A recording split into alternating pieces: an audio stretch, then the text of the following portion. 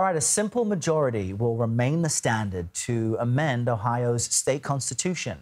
Residents of the state voted against Issue 1 yesterday, which would have increased the threshold to 60%. Republicans wanted to change the law ahead of a scheduled vote on abortion rights in November. CBS News reporter Cara Korte has been speaking with voters there in Ohio. She's braving the wind in a nice park there in Columbus and joins us now.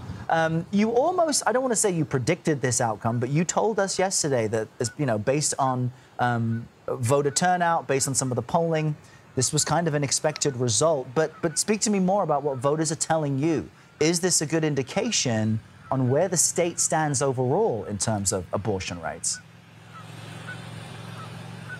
I think, Errol, it seems to be almost a mirror image of how the state feels about abortion rights, because when you look at state polling here in Ohio, the margin of supporters for abortion rights was almost the exact same margin of victory yesterday for the no movement against Issue 1. Polling here shows that about 59% of Ohioans support codifying abortion in the state constitution, and yesterday the margin of victory for the no side was 57%. One thing that I think is important to note, when I spoke to folks yesterday, I was at a polling place for much of the afternoon here in Columbus, right outside of the Ohio State University campus. And even in August, there were a lot of OSU students voting. And those, I spoke to a number of them, young men in particular. I thought this was really interesting. 21-year-old students who said, I care about abortion, but this issue really for me just didn't pass the smell test. I don't think it makes sense for us to change the majority threshold from 51 to 60%. Wow. And you noted young men there, college students, feeling as if this just didn't feel right to them. That really is noteworthy. What's next then? I heard someone say yesterday that, boy, if Republicans thought that this was going to silence the abortion rights groups, they've now galvanized them in a way. What is next for the abortion rights folks ahead of the November vote?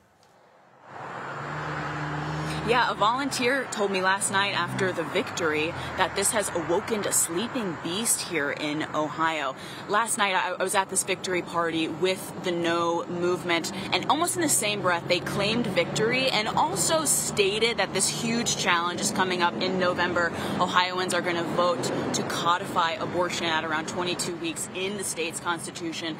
Someone that has kind of become public enemy #1 for pro-abortion rights activists here in Ohio is Secretary of State Frank LaRose, who was a very vocal proponent of Issue 1. He also happens to be running for the Senate. He's a GOP nominee here who's hoping to run against incumbent Sherrod Brown in November. But again, those volunteers I spoke to that have been working tirelessly for weeks here, Errol, said that they are not giving up. They're more energized than ever.